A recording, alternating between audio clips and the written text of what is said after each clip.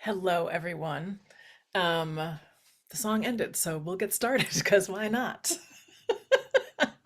Welcome to Next River's Freedom Updates. I'm Mia Birdsong, the ED and founder of Next River.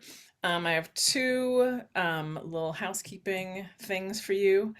If you want to see the live captions, on the bottom of your screen, there should be a little CC button. And it either says hide captions or show captions. If you're currently seeing the captions and you don't want to, you can hide them. And if you're not seeing them, it'll say show captions and you click on that and you can see the captions. That's one thing. And then the other thing is that we are recording this. We will be sharing it with people. If you don't want your face to show up, then turn your camera off. If you don't want your name to show up, then change your name to, you can be anonymous. You could come up with a fake name. You can do whatever you want. I am going to pass it over to Sarah Crowell, one of our facilitators, to ground us. Right on, right on. Thank you, Mia. And I am blessed to be with all of you. Invitation to put your hand or two on your heart space. And let's just take a deep breath. Really take that deep breath. Luxuriate in the deep breath. And I was reminded or told by a therapist friend of mine yesterday that when you have your hand here, your body doesn't know the difference between it being your hand or someone else's. So sometimes I imagine somebody holding me from the back and just holding this place, and it's so comforting. And I feel like I need some comfort right now. So I'm grateful for that. So I'm going to bring us into our bodies just a little bit more. So I invite y'all just sit up a little bit taller. And if you just joined, I'm leading in a meditation. So just sit a little bit taller. And let's take a collective deep breath in and out. And just gently close or lower your eyes. Really do it. Really take yourself away from the screen for just a few moments. And notice your body in your chair, your feet wherever they are on the floor, curled up in your chair. Notice the way your clothes feel on your skin. Notice aspects of your body that connect to the earth. The physical presence and weight of your body as it is constantly pulled toward gravity. Feeling the sitting bones pressing into your seat, your hands resting wherever they are, maybe on your lap. The knees, the teeth, your bones. Notice these experiences of solidness. Notice that we're connected to the solidness through the trees and the rocks and the very ground that we walk on that holds us up. We are the earth. Now notice the aspects of your body that connect to water, your bodily fluids, blood, sweat, saliva, tears, the feeling of moisture in the out-breath. Notice these experiences of fluidity. Notice that we're connected to this fluidity through the rivers, the streams, the oceans. Our bodies are made up of 70% water. Our planet is also made up of that amount of water. We are water. Now notice the aspects of your body that connect to air. The air in your lungs flowing rhythmically in and out of your body.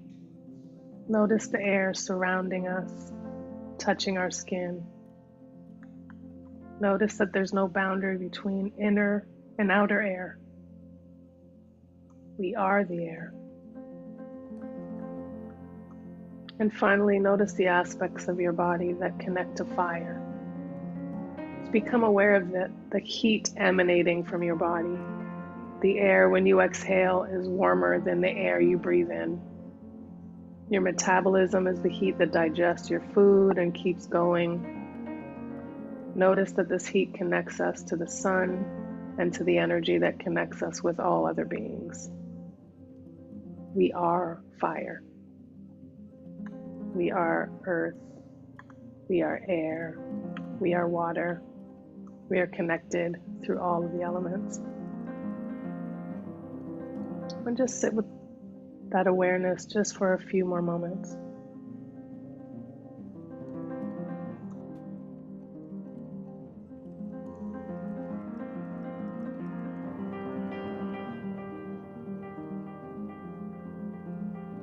And now let's take a collective breath in again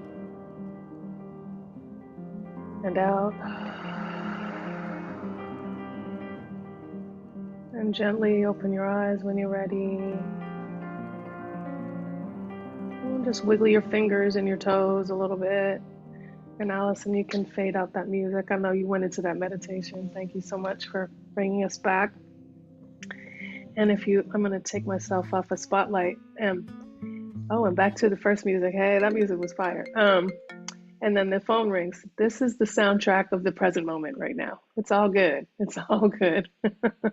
So before I turn it back over to Mia, I'm just going to invite everybody on 3. And if you're able to turn your cameras on, and I know some people like to turn their cameras off when meditation happens.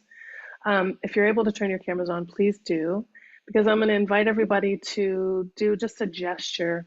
And I'll just say 1, 2, 3, and we'll all do a gesture together that represents our connection to the elements, to the earth, air, fire, water, and to each other. Because to me, there's no boundary between all of those spaces. So a gesture could be like this, or it could be expansive, or you could stand up and do whatever you feel. But let's do a gesture on 3. Ready? 1, 2, 3.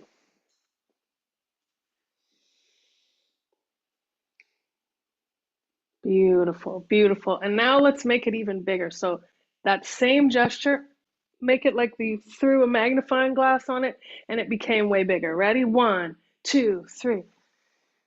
Really, your whole body is into it. Yes. Good. And then shake it out a little bit. Shake it, shake it, shake it. And I'm going to turn it back over to Mia. Shablam. Thanks, everybody. Thank you, Sarah. I know we all needed that. We are in a moment, y'all. um, we just had a tsunami warning over here in in the Northern California. Um, the combination of the election and the coming winter, like real and metaphorical winters, has me really thinking about this season of being in the wilderness. And the metaphor of being in the wilderness is often used in a political context to describe a period of like being out of power or like not successful or centered. But I've been really thinking about how this is a time for rewilding. Um, if you don't know that phrase in the environmental context, rewilding is a kind of proactive conservation approach to restoring the processes and biodiversity of a landscape that has been brutalized by humans. And I'm drawn to the idea that there's an opportunity for a kind of rewilding in this current crisis, not as like a desperate attempt to find silver linings, but because being denied control or agency over the systems and approaches that like weren't serving us well anyway means we have to do something wholly different. So I've been asking myself, and I want to ask us, what do we need to remember of what a human ecosystem could be? What might we restore that has been brutalized by the same feudal and futile human conventions that have laid ruin to the earth? And what ways of being with each other, with other living creatures, with land, would serve all of us? This is deeply a Next River moment. This is a time for standing with one foot in the realities of the present and one foot in our dreams of the future, so that we can build the systems and practices and narratives that both sustain us through this long winter and help us thrive once spring comes, and spring is coming, y'all. It's going to happen. This place in between is the portal. This is the uncertain reality that we find ourselves in. And the practice of rooting in the present and in the future to witness, to transition, to unearth, to understand this portal moment is not a like nice to have exercise or feel good approach. It is essential. If we slip into designing the strategies and tactics of the moment from this place of our present fears and anxieties, then we'll be caught in continuing to tinker around the margins with reforms and fixes. And y'all, there ain't enough duct tape or plywood or chicken wire to make this shit work. It is past time for us to imagine and build new things. And Next River's work is about supporting our partners and collaborators and whoever finds their way to our work and finding their footing with each other in the paradoxical and uncertain place of the portal. This is deeply cultural work, and we have only to look at what we are currently steeped in to understand how important culture is. We live in an America that was shaped by decades of narrative and culture change efforts by the right. And their intention and investment has clearly paid off. And it's driving the cultural conditions that guide the beliefs, the meaning making, the decision making, the reactions of voters, policymakers, government officials, the media, the whole zeitgeist, not just on the right, but across the political spectrum. As many of you know, Next River is focused on freedom. We're on the freedom side, y'all. And freedom is a culturally orienting concept in our country. It is broadly aspirational across ideological boundaries. Everybody wants to be free. But our understanding of what freedom is has been shaped by America's centuries-long grift that has us believing that independence is real and that we can do well even when others are not. The cultural belief that has our society believing that like better and safer and great again is going to happen if we throw people out, if we end regulations that provide collective protections for things like food and medicine, if we ensure that everybody got access to guns, if we lock more people up. That belief is rooted in individualistic freedom. The cultural belief that says in one of the richest countries in the world that each of us needs to earn our access and even our worthiness to basic things like food and housing and healthcare and childcare, that is rooted in individualistic freedom. Individualistic freedom is a monolithic barrier to the love, care, trust, and frankly, just like the common sense that is necessary for a just society where all of us can flourish. It is obstructing the implementation and scaled sustainable support of proven solutions, practices, and policies that make all our lives better. The dominance of the individualistic freedom narrative has permeated the entirety of our cultural landscape. Freedom's Revival, the project Next River started in 2021, is an antidote. It is our commitment to designing the culture change strategies that restore America's belief in a freedom that is fundamentally interconnected. And my colleague, Maddie, is going to share with you how we're actually planning to do that. Thanks, Mia. I'm Maddie. I do communications at Next River, and I'm going to share a little bit about our plan for the next 6 years, including the major buckets of work that we are prioritizing.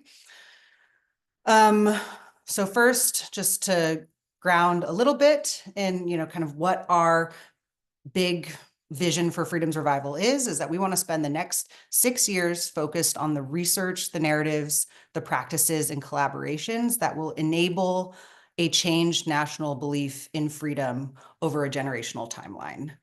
So to sort of position us on the next slide, these are the one just before. These are the key levers or forces of societal change that we see as shaping and responding to one another: culture, policy and governance, networks and organizations, and people and relationships. And Next River is specifically focused, as we've said, on shifting culture and engaging networks and organizations. So changing culture, changing the stories, the beliefs, the lexicon, the shared conventions that guide our behaviors and decisions and methods of making meaning is the big work that we're dedicated to as an organization, and has an enormous influence on the people and communities and policy, as we're seeing right now in our current political sphere. And part of how we go about that culture change is really by tapping into organizations and existing networks to collaborate and amplify our efforts.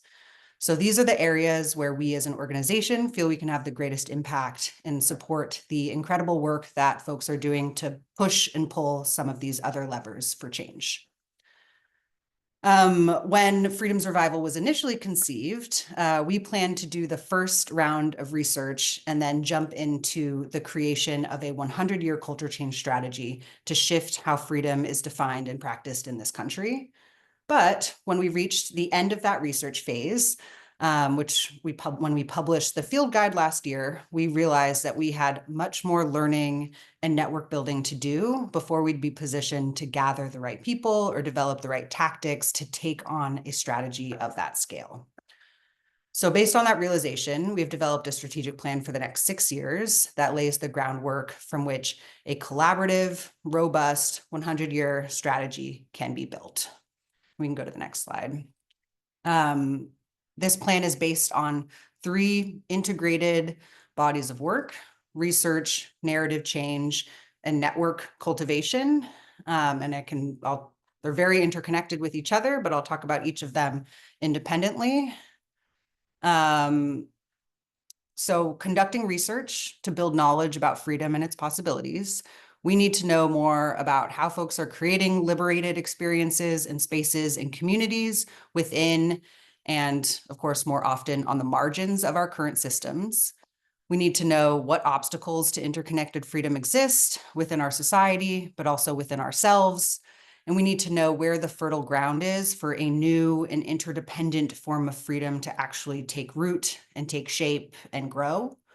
So this research looks like interviews, focus groups, desk research, and especially workshops where we can learn from folks while inviting them into a nourishing experience that stokes an embodied sense of the idea that we're spreading.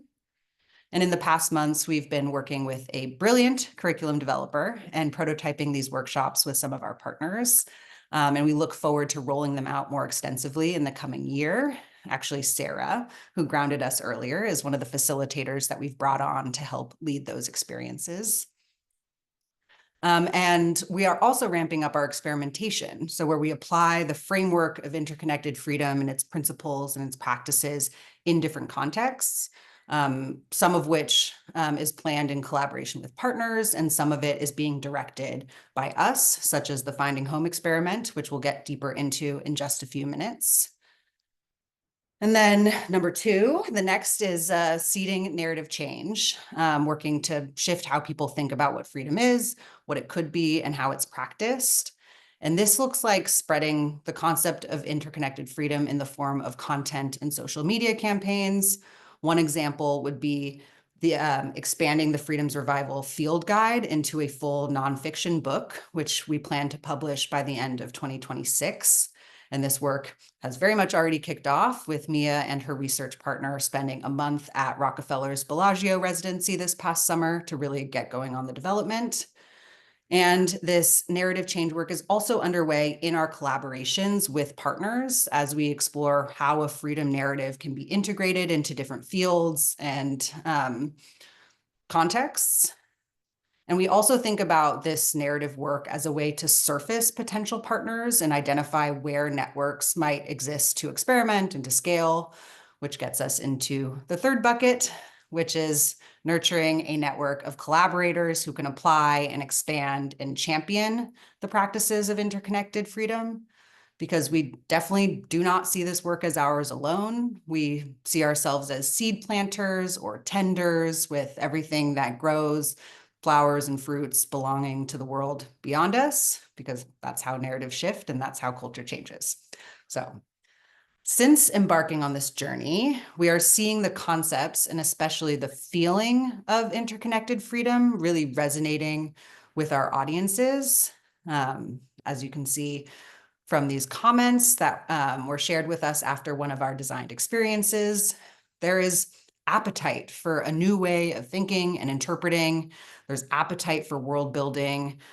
There's appetite for holding a belief in something else and something possible, or as this person on the right said, for this magic. And we are very excited about what we've been seeing with our audiences so far and about the work that we have underway and planned for the road ahead. So now I'll pass it back to Mia, who's going to introduce some of that work. Awesome. Thank you, Maddie. And I did want to say that there will be time for questions later, so please be thinking of questions. So I want to take a little step back from the nuts and bolts of the work to introduce a concept that really captivates and guides us. That is marriage. I am the descendant of Jamaican Maroons on my father's side. You may have heard of Maroons. Back during slavery times, all throughout the Americas, there were communities of Maroons. They were Black folks who had escaped slavery and formed free communities hidden from the outside world. And from them, we get the concept of marriage, which is to free oneself. Marriage is the practice of creating freedom in an unfree world. It's about creating the conditions of liberation in our relationships, our institutions and organizations, our households. It can be a gathering. Any place we be together, we can work toward marriage. We can work toward liberation. It is inherently an imperfect freedom because it is freedom in an unfree world. It is the freedom of the portal, and it is necessary to practice this portal, imperfect marriage in order to transition to a truly free world. And our experiment, Finding Home, will be a concrete exploration of what marriage could look like. Sitting at the intersection of community, capital, and climate, Finding Home is about exploring how a collective home ownership model for Black women could be a freedom practice. And we engaged the Maven Collaborative to lead the research for this project, and we're lucky to have Natasha Hicks here with us today to share more details about the project, how we're approaching it, what we're seeing so far, and what's next. Wonderful. Well, good morning, all. My name is Natasha Hicks. I'm the Reimagining Wealth Fellow at the Maven Collaborative. I'm so excited to be with you all here today to discuss the work on Finding Home. Just wait for the slides to pop up. All right, we can go to the next slide. So first, I just wanted to provide a little bit of grounding for the project, the why of this work, as well as the shape of the work, the shape that the work is taking, and where we are now with the work. Next slide. So at a high level, to understand our why for this work is the foundational knowledge that from its inception, the American housing market was designed as a way to maintain and create white supremacy.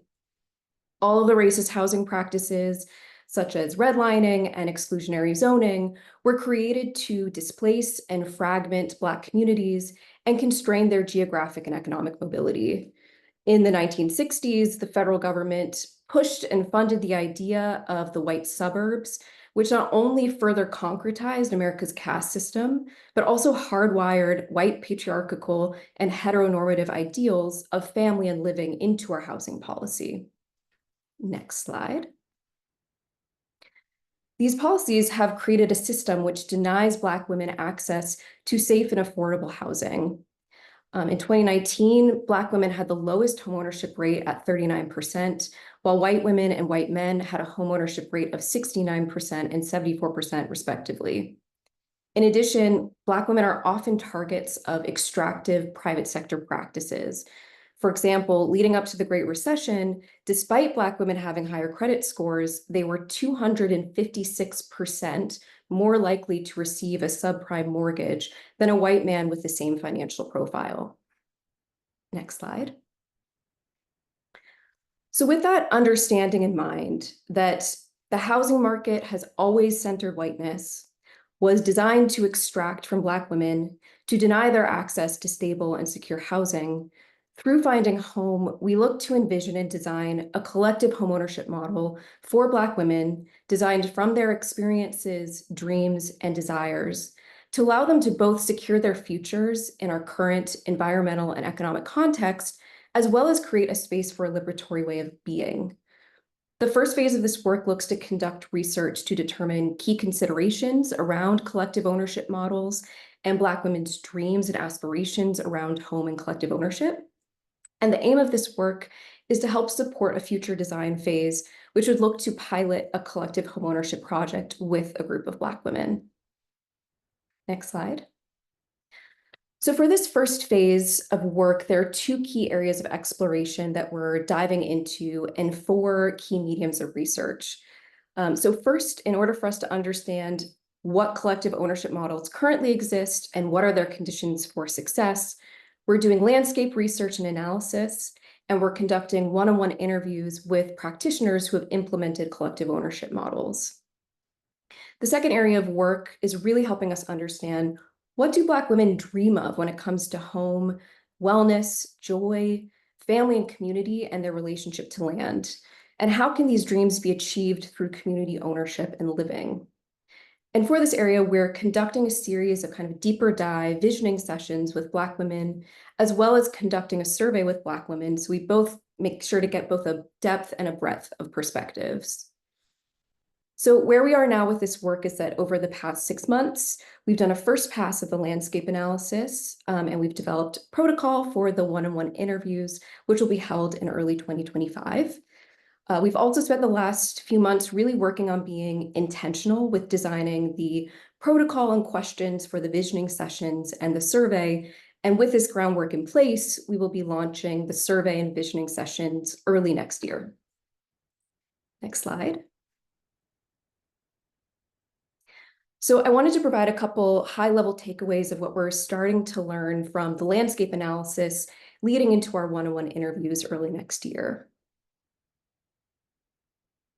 So from our first initial scan of the different collective ownership models that exist today, there is no one singular model that is emerging as the right fit for this work and has emerged as a model that would singularly provide Black women with a liberatory way of being. But I think what is exciting us about this work and understanding the nuances of these different models that you see on your screen is the fact that we could potentially take different design elements from different models in order to tailor a design that fits the goals and dreams of ultimately the Black women who will be in the pilot. Next slide. And we're finding that there are examples out there of groups that are either trying to use traditional tools for more liberatory ways of being, or trying to create new models that push back on the systems that we've already constructed. So, for example, Queer the Land in Seattle is a land collective that bought a 12-bedroom property that they're using as both a housing and community space. Their model is grounded in the self-determination of queer, trans, and two-spirit Black, Indigenous people of color, and the vision of collectively owning their land and their labor. Another example in DC is the Baldwin House Community Collective, which is a group that bought an apartment building and turned it into an affordable housing cooperative and a mutual aid hub. They use the term tenant stewards instead of tenant owners because, as one founder says, we feel like we're stewards of the earth and the world. So these are just a couple examples of the many case studies we found. And we're really excited to have the opportunity to speak to groups who have done this work before to help us answer questions that really can't be answered through traditional desktop research around implementation, funding, interpersonal relationships and conflicts in collective ownership models. So also I wanted to write a couple things that were really exciting us as we're developing the visioning sessions and the survey. So first, I think what has been really exciting about this partnership is the shared value of creating and designing visioning sessions and engagement that will be non-extractive for participants. And we've been really intentional over the past few months around centering the experience of Black women who will be participating and thinking about how we want them to feel after the session. So we've created a series of goals around this, which are, we want participants to feel seen, heard, affirmed, validated, and uplifted. We want participants to have a fun and joyous experience. We want folks to leave with a sense of possibility and that they have contributed to new ideas and innovations. And we want them to not feel judged for their unfettered imagination. So these principles have really guided the design of the visioning sessions, everything from how we're compensating folks to what are the questions we're asking to what are the amenities and activities we're offering to folks during the sessions. And as a quick preview, we're designing these sessions in 3 parts. So the first is dreams, which is providing a space for folks to describe and dream of their ideal home and community. And so this is really where we'll be kind of priming the imagination and incorporating art practices and collaging to help folks get into that space. The second part is focused on visioning. So now that we've dreamt of this ideal home and community, what is made possible through community living and collective ownership? And then lastly, now that we've started to vision what that space and model would look like, what are the practices we need to support that? And what's really exciting about these visioning sessions is thinking about what can be unlocked when we center Black women's dreams and imaginations in ways of living.